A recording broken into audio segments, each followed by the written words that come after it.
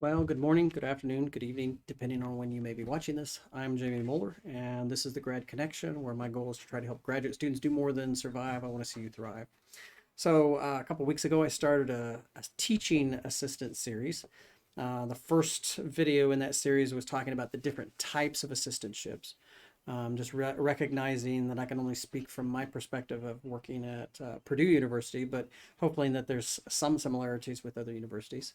Second thing that I talked about was teaching assistant roles and kind of the variation, at least that I've seen in working in the graduate school at Purdue. As I've gone from department to department, kind of understood what different graduate students do as teaching assistants, as well as my own experience coming from my home department. So in this third video, I want to talk about kind of just some overarching things as it relates to being successful as a teacher. And again, this is my personal perspective. It's kind of, I guess you could say, it's partially my philosophy of teaching.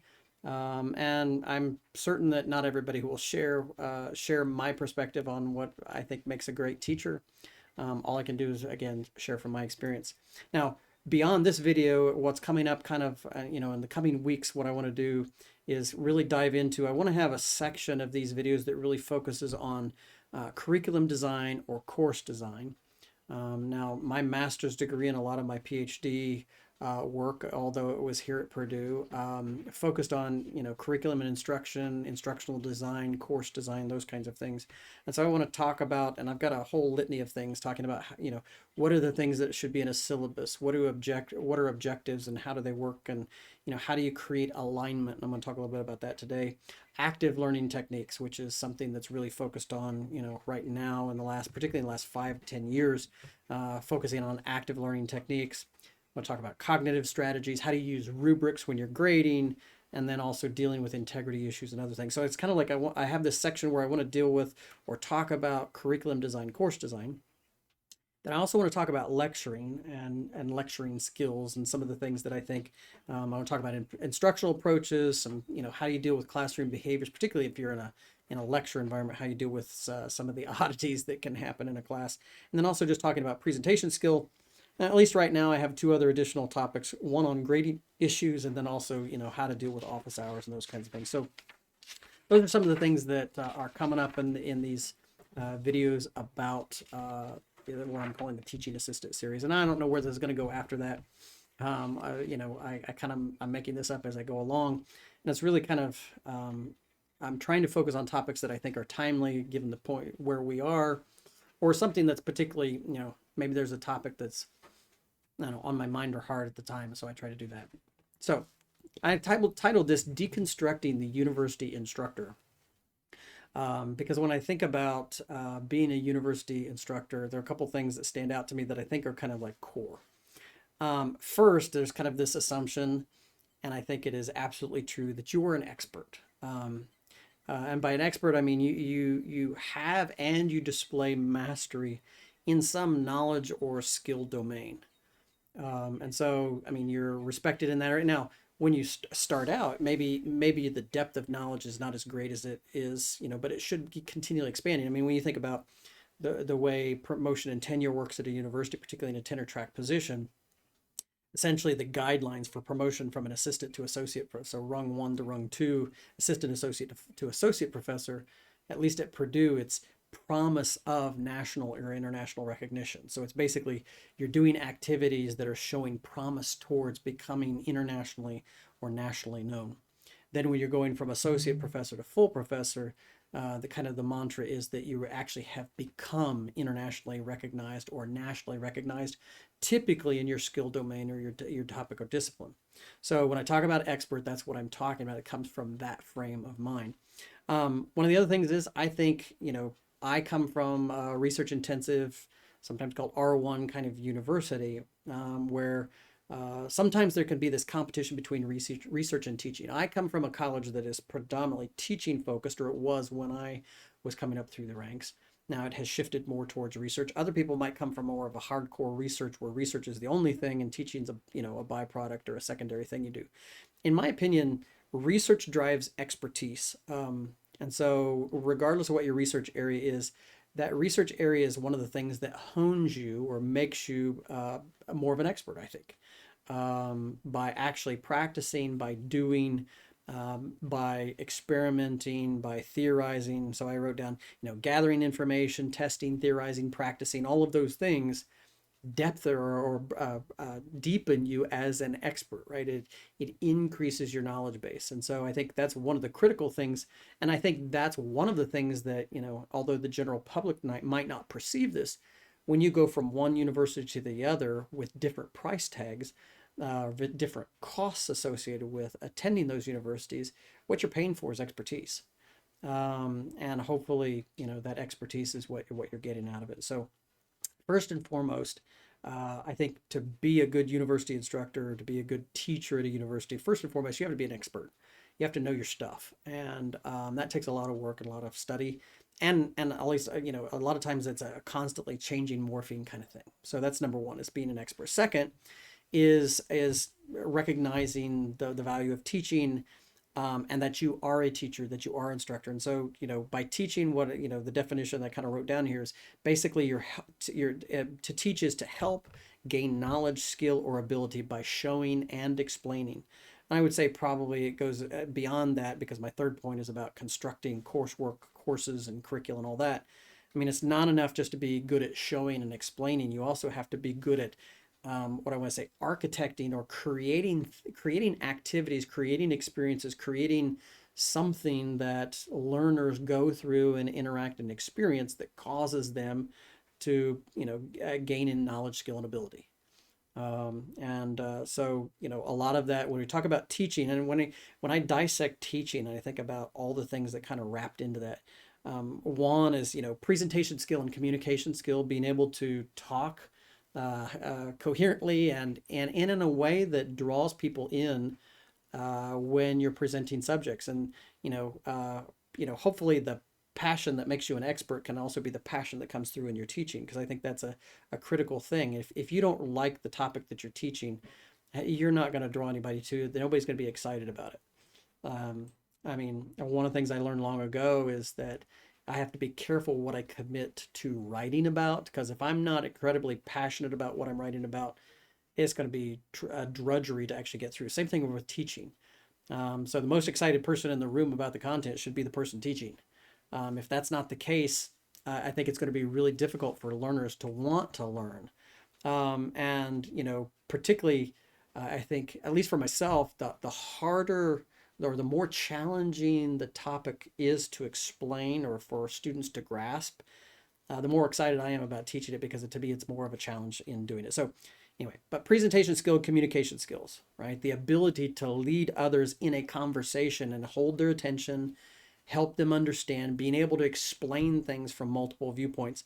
One of the things that I know that, to me, teaching and research, or being the expert and the teacher, kind of go hand in hand, in that first, on one hand, you have to come with some knowledge in your skill domain or whatever that you have to teach. But as you teach it, it richens it in it. Basically, you learn it at a whole nother level. Anybody who is even, I don't care what role you've had in teaching, anybody who's had to teach a subject, you become much more in depth, much more versed in ways to communicate. You just learn it at a much deeper level.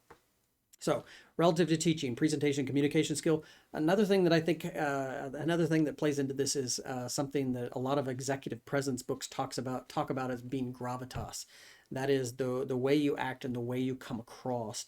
And really, executive presence is how you look, how you talk, and gravitas, and that is how you come across to others, right? Anyway, that's a whole nother topic. But I think some knowledge of theater is very beneficial. And so if you're an up and coming teacher, you may want to look at some theater classes.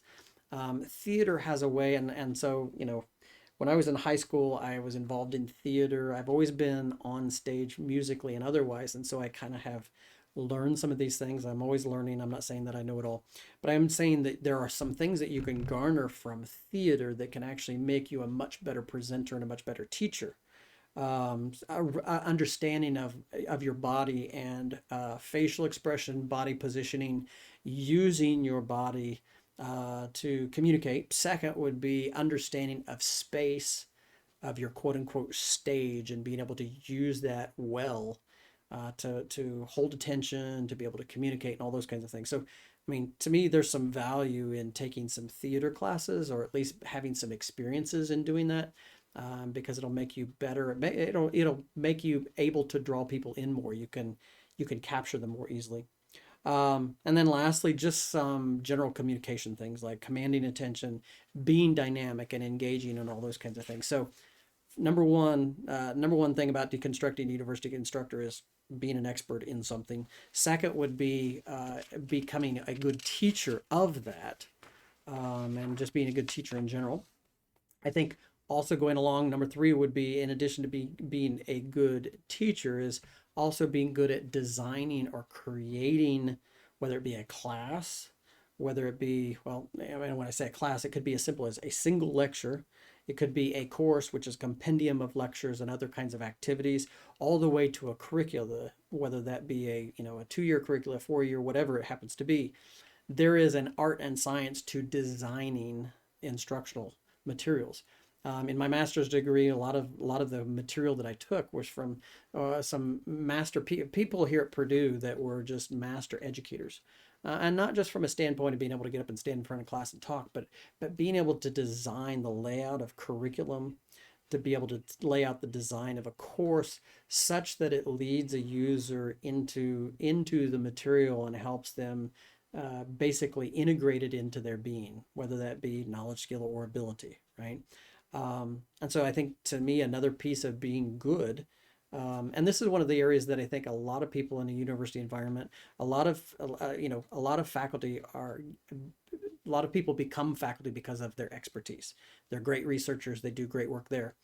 Um, it's less frequent that you would have somebody that's a really good researcher, a really good expert, and they're a really good teacher. And then if you add on top of that, it's really rare that you would have someone who's a really good expert, a really good teacher, and really good at laying out a course or laying out some materials for people to learn. Because it's really hard, like I said, I'm going to have a video later that talks about objectives. And all objectives are, what are the things you want students to walk away with, whether that be knowledge, whether that be skills, or whether that be abilities. And you write them into statements as to what you want the learner to walk away with, the things that they're going to be able to do after the course. And so you have objectives, and then you have activities, and then you have assessments, and being good at aligning those three things so that they line up. Every one of us have probably taken a course at some point, university or not, where there was not alignments. The course said that it was going to do this, but the activities actually did that, and then the assessment measured something totally different, right? And so when we talk about alignment amongst those things, that's what we're talking about. Really good courses align the objectives with the activities. So in other words, the goals out of the course align very well with the activities. So the activities feed those goals and are meeting those goals, and then the assessment measures to see whether those goals were obtained or those objectives were attained. Really good university instructors know how to lay out a course. They know how to lay out even a single lecture or even an entire curriculum to lead a set of learners. Now, obviously, it doesn't accommodate everybody. As far as there's little nuanced differences, but what you're trying to do is strike the majority. And then to me also, essentially the best course designs are those that lead you through the learning and kind of nudge you at appropriate times. So we talk about being an expert, we talk about being a good teacher. And when I say teachers, it's kind of really focused on the stand up in front of people, talk kind of thing. Designing, and then number four, and the last one that I want to talk about is just care. I mean, in my opinion, care is really one of the fundamental cores. There's this it's probably a cliche statement, but there's this statement that people want to know how much you care before they know how much you know. And too often I find that you get an expert who's not a very good teacher, ultimately because they don't care. And so care, to me, is what drives both the teaching and the ability to lay out courses. It's basically, to me, that's really, it's when I say care, it's care for someone learning the materials, that is, being able to get the knowledge, skill, or ability that you're trying to teach. And then second, it's not just about caring about their learning, it's also caring about their well-being as a human being. Right. And to me, the two go hand in hand, because there are times where you can get too focused on and too demanding in the learning, such that you lose sight of the well-being. In my opinion, if you get too focused on learning, and too demanding on learning, and you don't care about the well-being of the individual, it's going to fail. And if I'm on the other side of it, where all I do is care about the individual and I'm soft and squishy and I never push them to learn, that's just as detrimental. Um, so to me, care is a critical part of being a good university instructor. And it's really, honestly, with so many competing demands, it is hard for a lot of faculty to a lot of times there's a care there, but there's a time pressure, and sometimes there's just not a no. People don't know how to express that, right, in a university environment. So hopefully you find this helpful. I wanted to kind of deconstruct and provide this is kind of my philosophy, because I think this video about my approach to teaching, or my philosophy of teaching, will inform the other videos that I do in these other areas in this teaching assistant series. So with that, I hope you find the topic worthwhile and useful. And as always, I appreciate the feedback. Again, I would encourage you to subscribe on YouTube, connect on the Grad Connection website, or excuse me, connect on the Grad Connection private Facebook group on Facebook. And looking forward to those of you who are at Purdue and are engaged already in the Grad Connection group. I'm looking forward to maybe seeing you on campus. I know everybody's kind of worried about COVID and how things are going to affect us in the fall, but I'm optimistic to think that things will be mostly back to normal, even though if there's a hump or a bump here every now and then where we have to don face masks for a period of time or whatever, we'll make it through. So with that, hope you have a great day. Thank you for your attention. Bye-bye.